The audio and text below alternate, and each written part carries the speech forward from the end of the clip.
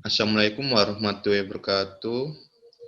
Di sini kami akan melakukan presentasi terkait master plan bisnis perusahaan Keep Growing Software House untuk memenuhi UAS perencanaan strategi sistem informasi. Sebelumnya kami akan memperkenalkan diri dulu. Perkenalkan, saya Fahmi Rizky, kemudian rekan saya satu kelompok, Akbar Priyambodo. Perusahaan kami Keep Growing Software House merupakan perusahaan startup yang memiliki kompetensi bisnis bidang jasa pengembangan teknologi sejenis software house. Di sini kami membuat sistem informasi maupun melakukan penerapan teknologi informasi.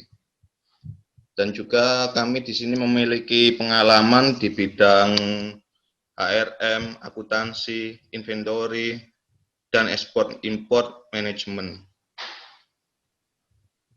Untuk rumusan masalah yang akan kita bahas nanti, yaitu bagaimana menyusun kerangka strategi perusahaan bisnis Keep Growing Software House agar tercapai tujuan yang sukses.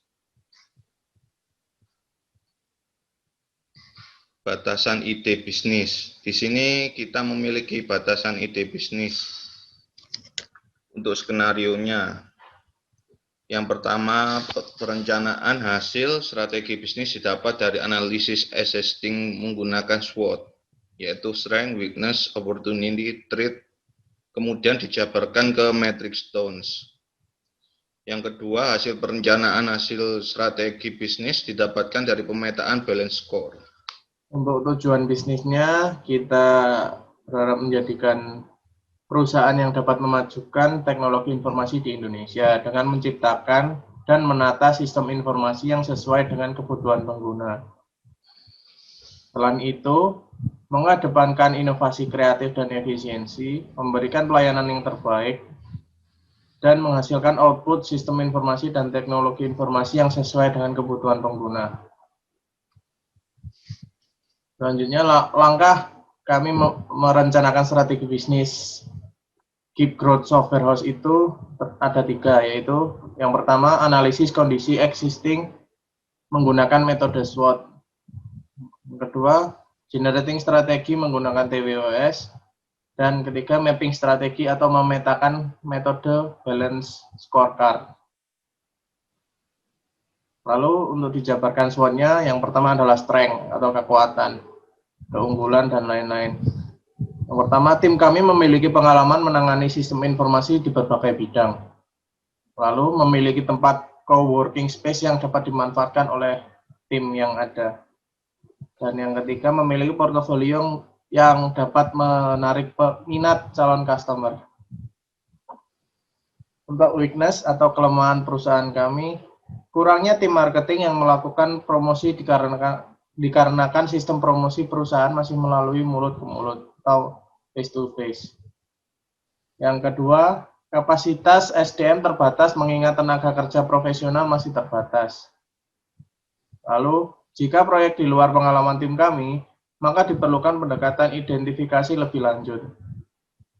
Berhubung perusahaan masih baru didirikan, maka dana perusahaan masih terbatas juga. Lalu, membahas co-working space tadi yang digunakan masih bersifat sewa atau rent. Yang terakhir, struktur organisasi belum terstruktur dengan jelas. Untuk opportunity, kebutuhan customer terkait teknologi relatif tinggi. Kesempatan mendapat customer lain dari relasi customer sebelumnya. Kemungkinan kerjasama berkelanjutan dengan customer relatif lebih tinggi. Lalu, device yang bisa digunakan oleh SDM, contohnya laptop. Lalu, pengerjaan task untuk setiap SDM tidak terkait tempat karena pengerjaan proyek online atau remote. Lalu, kesempatan menambah portofolio dari customer baru. Untuk threat atau ancaman, yang pertama adalah kebutuhan customer yang meningkat dan terkadang berlawanan dengan task yang sebelumnya, tidak sesuai kesepakatan awal. Yang kedua, perubahan harga langganan pihak ketiga seperti tagihan domain, layanan database, dan sebagainya. Lalu harus menyiapkan dana bulanan untuk pembayaran sewa co-working space tadi. Oke. Reputasi perusahaan tergantung dari selesainya suatu proyek dan hubungan dengan customer. Pemutusan proyek di tengah jalan karena kondisi tertentu juga sering kami alami. Lalu yang terakhir, pengembangan bisnis pesaing yang terus berkembang. Metrik disusun dengan metrik TWOS ini. Yang pertama, di SO, strategis, atau strength dan opportunity, dengan peluang kerja yang berkelanjutan dikombinasikan dengan SDM yang cakap, maka diperlukan membangun engagement yang baik dengan menunjukkan kemampuan dan output proyek yang baik. Untuk weakness dan opportunity strateginya, kita membuat CRM untuk membangun engagement lebih lanjut, membuat sistem proyek manajemen untuk menyesuaikan kapasitas SDM dengan customer perusahaan, serta dapat mengatur pengembangan proyek terbaru. Untuk strength dan trait-nya, SDM yang profesional dapat menjadi prevent terjadinya investasi tas. Lalu, terkait perubahan harga pihak ketiga dapat dikondisikan dengan customer atau pada harga awal disesuaikan dengan prediksi harga ke depannya. Untuk weakness dan trait strateginya, kita menjalin kerjasama dengan pesaing terkait pembagian proyek dari customer jika mengalami overload. Untuk penambahan tenaga kerja yang berkompeten, mengantisipasi jika terdapat penambahan kebutuhan customer dan task yang tidak sesuai kesepakatan awal. Jadi terkait strategi yang dibuat oleh mapping strategi balance score ini berdasarkan visi, kemudian misi yang telah kita buat tadi. Di sini terdapat 4 perspektif dari strategi intensif itu. Yang pertama pelanggan, keuangan, proses bisnis internal, kemudian pembelajaran dan pertumbuhan. Yang pertama dari perspektif pelanggan, kita akan melihat bagaimana kita berinteraksi dengan pelanggan atau customer. Yang pertama, tentunya membangun kepercayaan customer. Yang kedua, menjaga engagement customer. Yang ketiga, mencari peluang dengan relasi customer. Kemudian yang empat, menjaga image perusahaan. Kemudian terkait perspektif keuangan. Di sini kita akan membahas terkait bagaimana perusahaan kita mengatur di bidang keuangannya. Yang pertama, pemasukan income utama yaitu dari customer to customer.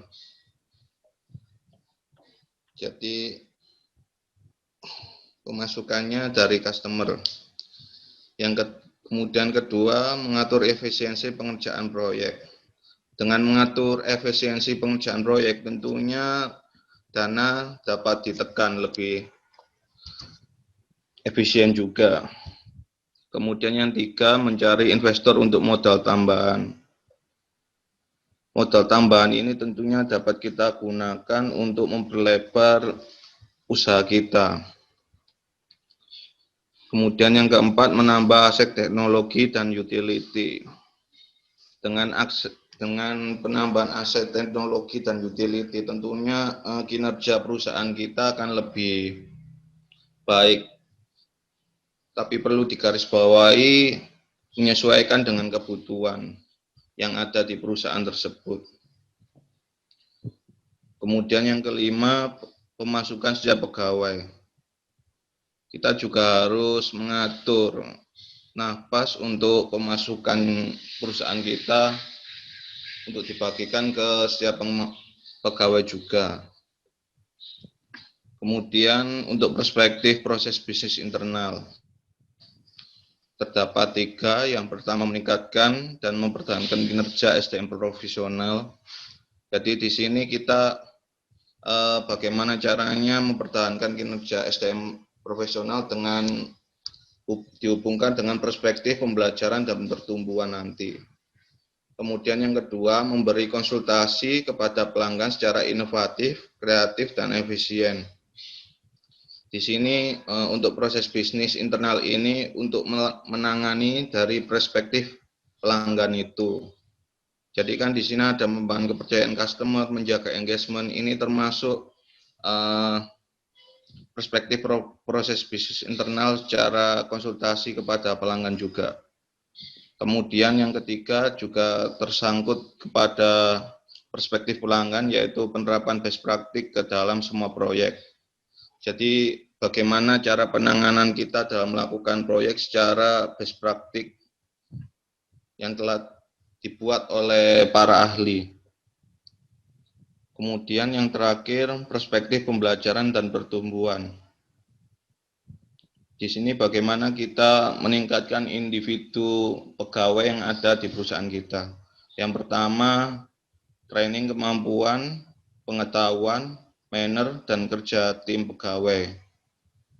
Menurut kami, keempat hal ini perlu di-increase atau ditingkatkan untuk setiap pegawai, agar kinerja di perusahaan kita lebih grow up.